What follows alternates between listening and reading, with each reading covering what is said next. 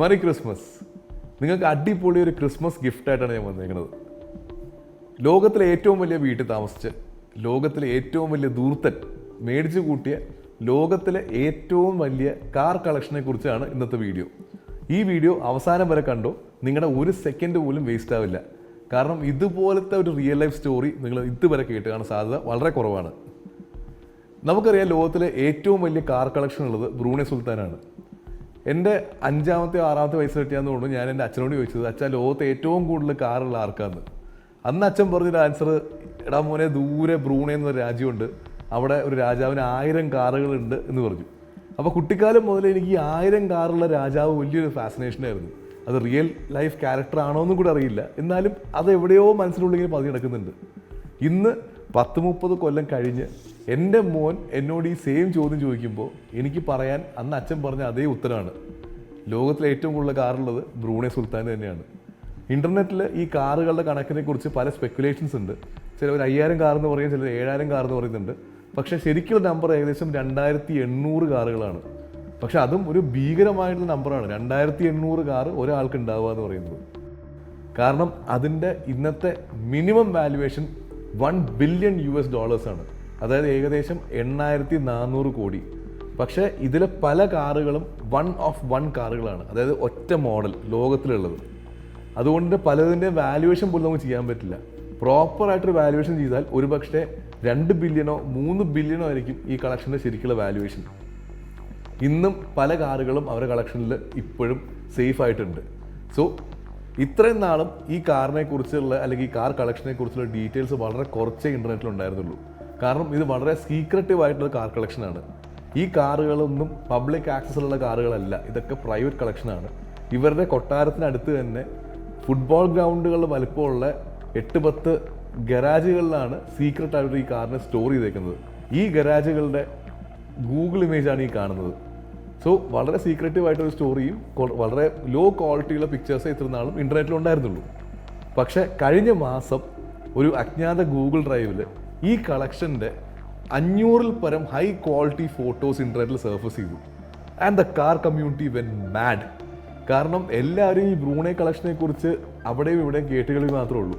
പക്ഷെ ആദ്യമായിട്ടാണ് ഇൻ്റർനെറ്റിൽ ഇത്രയും ഡീറ്റെയിൽഡ് ആയിട്ട് ഓരോ കാറുകൾ, അതിൻ്റെ വിൻ നമ്പറും അതുപോലെ തന്നെ രജിസ്ട്രേഷൻ നമ്പർ ഉൾപ്പെടെ ഉള്ള ഡീറ്റെയിൽസ് ആയിട്ട് ഇൻ്റർനെറ്റിൽ ക്ലിയർ ഫോട്ടോസ് വന്നേക്കുന്നത്.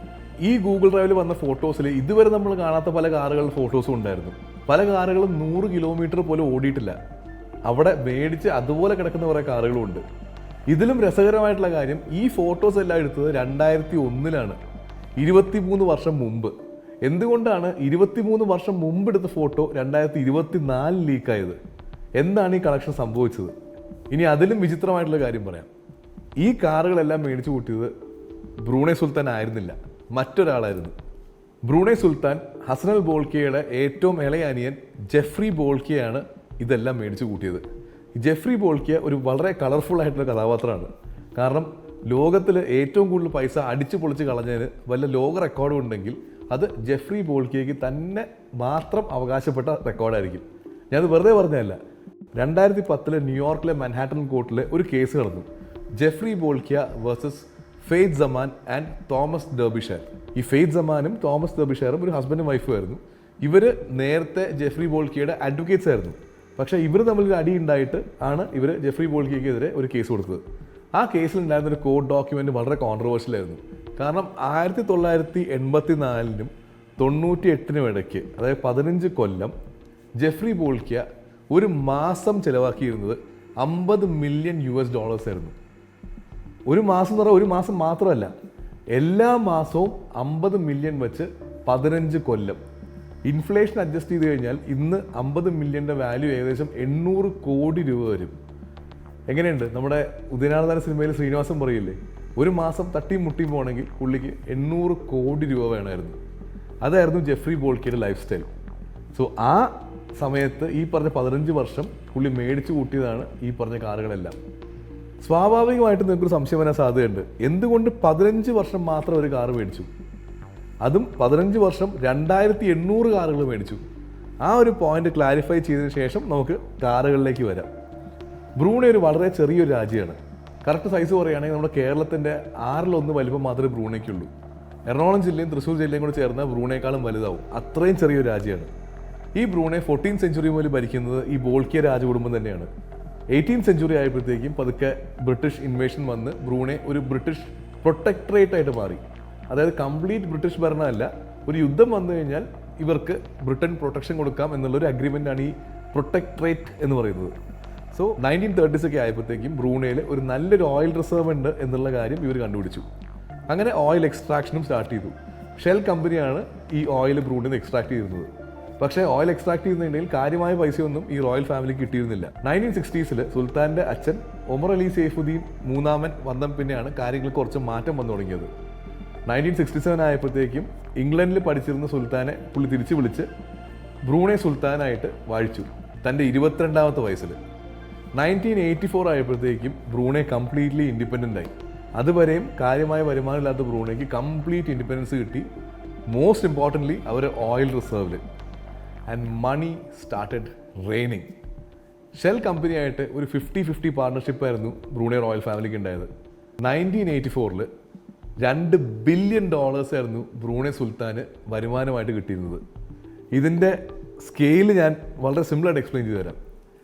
അന്നത്തെ $2 ബില്യൺ എന്ന് പറഞ്ഞാൽ ഇന്നത്തെ 11 ബില്യൻ്റെ അടുത്ത് വരും 2024.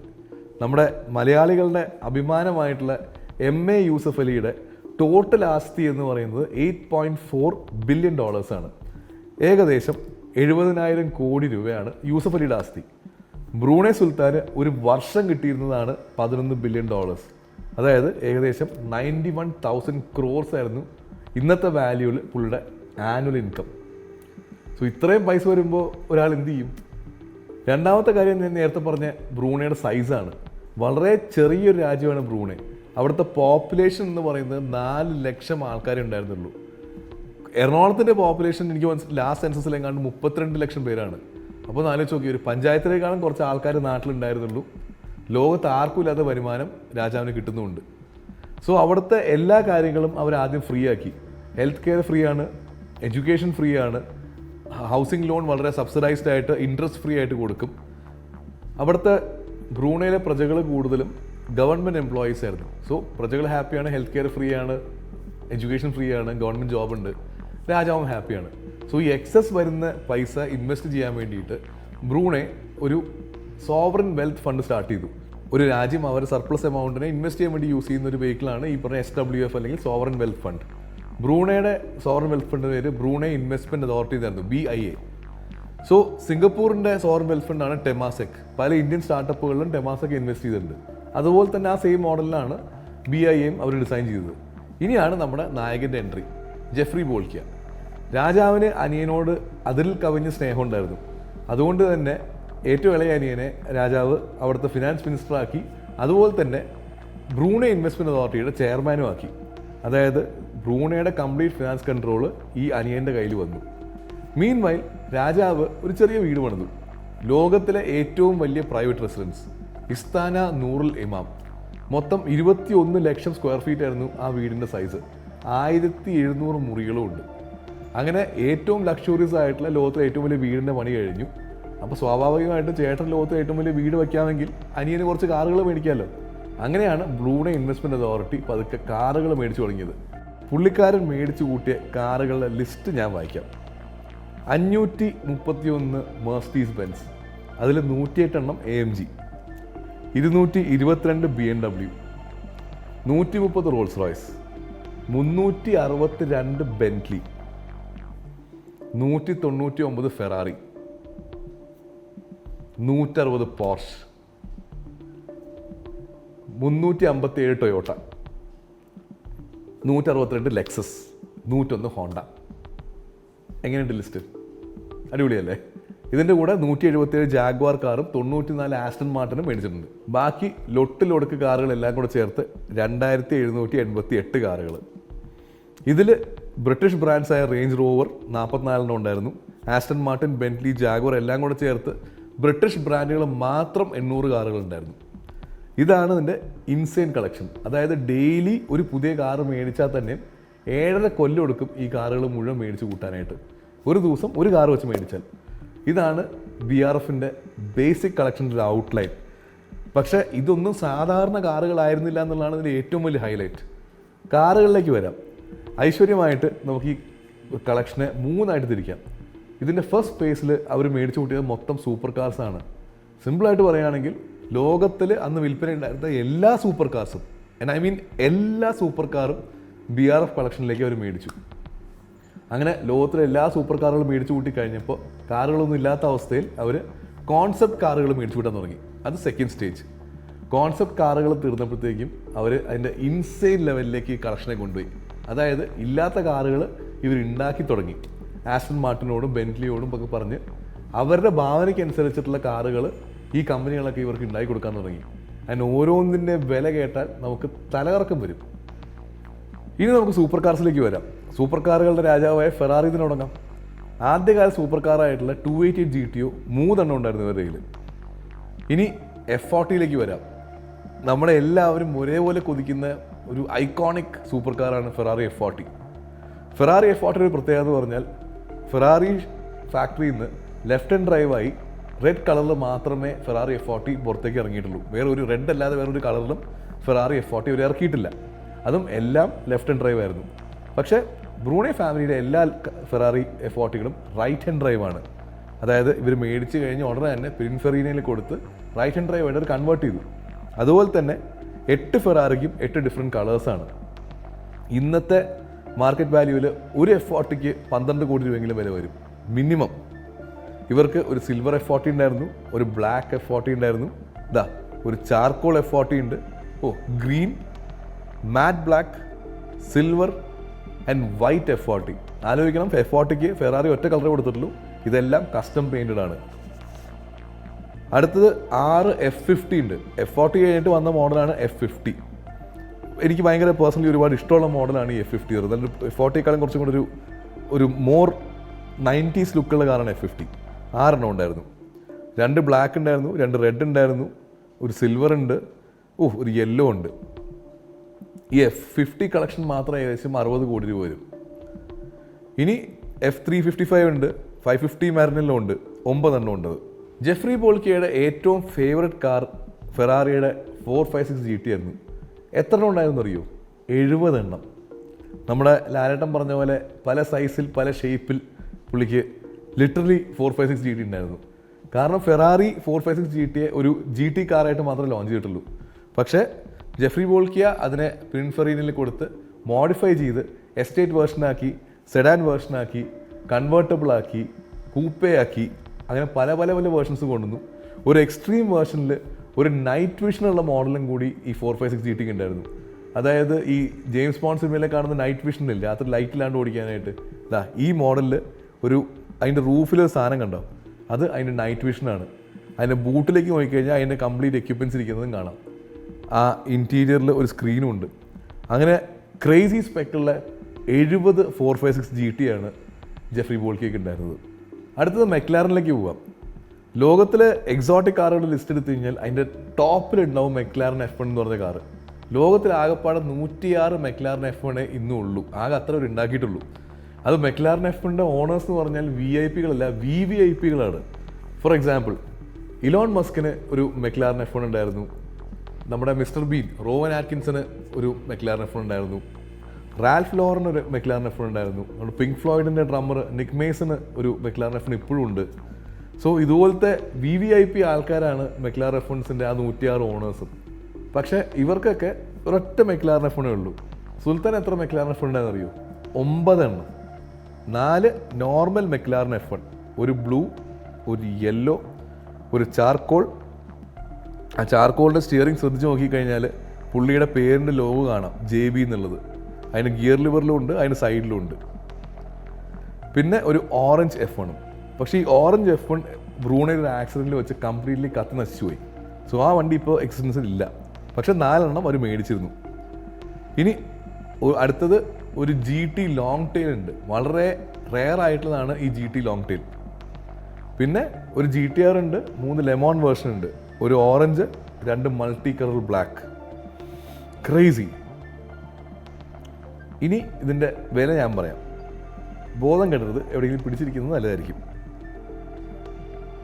ഒരു നോർമൽ F1 ഇന്നത്തെ മാർക്കറ്റ് വാല്യൂ $20 million ആണ്.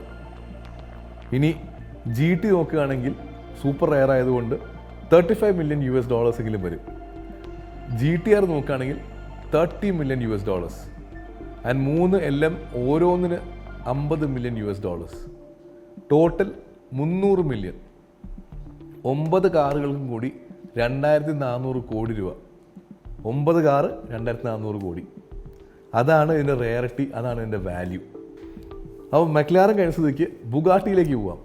നമ്മുടെ വെറോണും ഷിറോണും മുമ്പ് ഒരു EB110 എന്ന് പറഞ്ഞ മോഡൽ ബുഗാട്ടിക്ക് ഉണ്ടായിരുന്നു. അത്യാവശ്യം റെയറാണ്. ആകെ 134 EB110s ലോകത്തുള്ളൂ. അത് തന്നെ 4 എണ്ണം BRF കളക്ഷനിലുണ്ട്. ഒരു ബ്ലാക്ക് ഉണ്ട്, ഒരു ചാർക്കോൾ ഉണ്ട്, ഒരു സിൽവർ ഉണ്ട്, ഒരു യെല്ലോ ഉണ്ട്. ലാസ്റ്റ് ഒരു റീസെൻ്റ്ലി നടന്ന ഓപ്ഷനിൽ $3.16 million ഒരു EB110 വിറ്റുപോയത്. ഈ 4 കാറുകളും ഇപ്പോഴും ആ കളക്ഷനിൽ തന്നെ ഉണ്ടെന്നാണ് എൻ്റെ വിശ്വാസം. എല്ലാം കൂടെ കമ്പൈൻ ചെയ്ത് നോക്കുമ്പോഴത്തേക്കും ഏകദേശം 104 കോടി രൂപ ഈ 4 കാറുകളും കൂടെ വരും.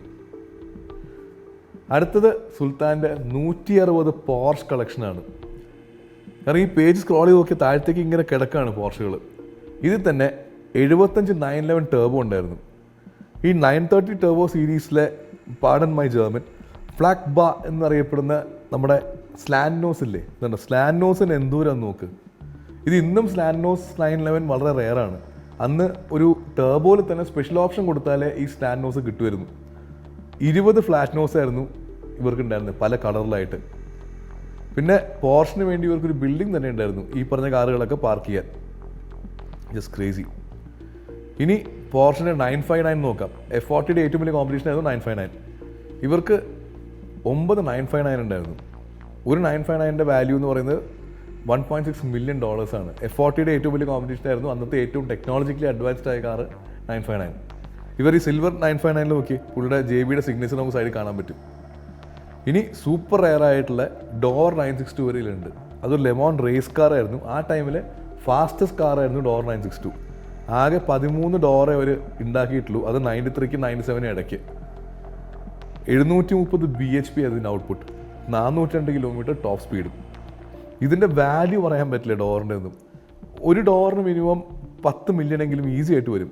അപ്പോൾ 5 കാറും കൂടെ 400 കോടി രൂപ. പിന്നെ റെയർ ആയിട്ടുള്ള കുറേ സ്പീഡ്സ്റ്റേഴ്സ് വരെയിലുണ്ടായിരുന്നു. പോർഷ് കളക്ഷൻ തന്നെ ഒരു ദിവസം എടുക്കും വേണമെങ്കിൽ നമ്മൾ ഡീറ്റെയിൽ ആയിട്ട് നോക്കണമെങ്കിൽ.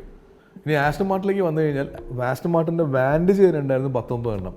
റെഡ്, ബ്ലൂ, ബ്ലാക്ക് അങ്ങനെ കിടക്കണു 19 വണ്ടികൾ. 9 DB7 ഉണ്ട്, 14 ലഗോണ്ട ഉണ്ട്. ആസ്റ്റൺ മാർട്ടിൻ്റെ പഴയ സെഡാനായിരുന്നു ലഗോണ്ട. അവിടെ റാപ്പിഡിൻ്റെയൊക്കെ ഒരു അപ്പൂപ്പൻ വിളിക്കാം. സോ 14 ലഗോണ്ട ഉണ്ടായിരുന്നു. ഇതൊന്നും പോരാണ്ട് ലഗോണ്ടയുടെ എസ്റ്റേറ്റ് വേർഷൻ ഇവർ ഉണ്ടാക്കിച്ചിട്ടുണ്ട്, കസ്റ്റം മെയ്ഡ് ആക്കിയിട്ട്. പിന്നെ അതുപോലെ തന്നെ AM1, AM2, AM3, AM4 എന്ന് പറഞ്ഞിട്ടുള്ള കംപ്ലീറ്റ് കസ്റ്റം ബിൽഡ് ആസ്റ്റൺ മാർട്ടിൻസും ഇവർക്കുണ്ടായിരുന്നു. ഇതൊന്നും ഓപ്പൺ മാർക്കറ്റിൽ വിറ്റിരുന്ന വണ്ടികളല്ല. ഇവർ സ്പെഷ്യൽ റിക്വസ്റ്റ് കൊടുത്ത് ഇവർക്ക് വേണ്ടി ഉണ്ടാക്കിച്ച കാറുകളാണ്. സോ ഇതാണ് ആസ്റ്റൺ മാർട്ടിൻ. ഇതിൽ തന്നെ ആ DB7ൻ്റെ ഫോട്ടോ ശ്രദ്ധിച്ചോ? സാധാരണ ഒരേ ബ്രാൻഡുകളുടെ കാറുകളാണ് ഒരുമിച്ച് പാർക്ക് ചെയ്യണത്. പക്ഷേ ഈ മുറി നോക്കിക്കഴിഞ്ഞാൽ എല്ലാം യെല്ലോ കാറുകളാണ്. ഒരു SL കാണുന്നുണ്ട്, ഒരു ഫെറാറി ഉണ്ട്, അതിന് പുറത്ത് ബെൻറ്റ്ലി കിടക്കുന്നുണ്ട്.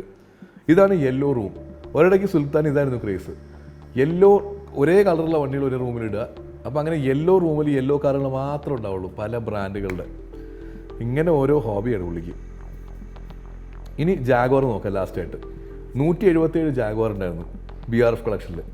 അതിൽ തന്നെ 107 എണ്ണം ഡയമലർ സെഡാൻ, പഴയ XJ എന്നൊക്കെ പറയാവുന്നത്. 44 XK8, അതിൽ XKR ഉണ്ട്. 15 XJ220 ഉണ്ടായിരുന്നു ഒരു കയ്യിൽ. ജാഗ്വാറിൻ്റെ സൂപ്പർ കാറായിരുന്നു XJ220. ലോകത്തെ തന്നെ ഏറ്റവും വലിയ XJ220 കളക്ഷൻ ചിലപ്പോൾ ഇവരയിലായിരിക്കും. ഇതിൽ തന്നെ റെയർ ആയിട്ടുള്ള XJR15 തന്നെ ഇവർ 2 എണ്ണം ഉണ്ടായിരുന്നു. ഈ കാണുന്നതാണ് XJR15. ഈ കളക്ഷൻ കഴിഞ്ഞു നിങ്ങൾ വിചാരിച്ചോ? കഴിഞ്ഞിട്ടില്ല, ഇൻ്റർവെൽ ആയിട്ടേ ഉള്ളൂ. ലോകത്തിലെ എല്ലാ സൂപ്പർ കാറുകളും മേടിച്ചു കൂട്ടി ജെഫ്രിക്ക് ഇനി എന്ത് ചെയ്യണമെന്ന് അറിയില്ലായിരുന്നു. അങ്ങനെയാണ് ഈ കളക്ഷൻ അടുത്തൊരു ക്രേസി ലെവലിലേക്ക് പോകുന്നത്. കോൺസെപ്റ്റ് കാർസ്, അതുപോലെ തന്നെ ഫുള്ളി കസ്റ്റം മെയ്ഡ് കാർസ്. തൽക്കാലം നമുക്ക് ഈ വീഡിയോ ഇവിടെ നിർത്താം, കാരണം സൂപ്പർ കാർ സെക്ഷൻ ഇവിടെ കഴിഞ്ഞു. ഇനി വരാൻ പോകുന്ന ഇതിലും ക്രേസി ആയിട്ടുള്ള കളക്ഷനാണ്. അതായത് കോൺസെപ്റ്റ് കാറുകളും ഫുള്ളി കസ്റ്റം ബിൽഡ് കാറുകളും. ചെറിയ 1-2 എക്സാമ്പിൾസ് ഞാൻ കാണിച്ചു തരാം. ബെന്റ്ലി ബക്കനിയർ, ഹൈലാൻഡർ, അതുപോലെ തന്നെ ഡോമിനേറ്റർ, ഈ ഡോമിനേറ്റർ ശ്രദ്ധിച്ചു നോക്കിക്കഴിഞ്ഞാൽ നമ്മുടെ ബെൻറ്റേഗയായിട്ടും ഇപ്പോഴത്തെ റോൾസ് റോയ്സ് കൾഡിനായിട്ടും നല്ല സാദൃശ്യമുണ്ട്. ഇത് 1993 സുൽത്താൻ പറഞ്ഞുണ്ടാക്കിച്ച കാറാണ്. അന്ന് ബെന്റ്ലിക്ക് ബെൻറ്റേഗ ഉണ്ടാക്കാൻ പ്ലാൻ പോലും ഉണ്ടായിരുന്നില്ല. സോ ഒന്ന് ആലോചിച്ച് നോക്കിക്കഴിഞ്ഞാൽ 2015 ഇറങ്ങിയ ബെൻറ്റേഗ 93 തന്നെ സുൽത്താൻ ഉപയോഗിച്ചിരുന്നു. അതാണ് ഇവരുടെ ലെവൽ ഓഫ് കസ്റ്റമൈസേഷൻ. അത് നമുക്ക് അടുത്ത എപ്പിസോഡിൽ വിശദമായിട്ട് ഈ ഓരോ മോഡൽസും നമുക്ക് പരിചയപ്പെടാം. It will be very interesting. ഈ വീഡിയോ നിങ്ങൾക്ക് ഇത്ര ഇഷ്ടപ്പെട്ടാൽ ഒരു ചെറിയ റിക്വസ്റ്റ് ഉണ്ട്. ഈ വീഡിയോ നിങ്ങളുടെ ഫ്രണ്ട്സ് ഗ്രൂപ്പിലൊന്ന് ഷെയർ ചെയ്താൽ നമുക്ക് കുറച്ചും കൂടെ ആളുകളിലേക്ക് ഇത് എത്തിക്കാൻ പറ്റും. And I am pretty sure ഇതുപോലത്തെ ഒരു സ്റ്റോറി അവരെന്തായാലും എൻജോയ് ചെയ്യും. So thank you so much for your time. Once again, merry Christmas.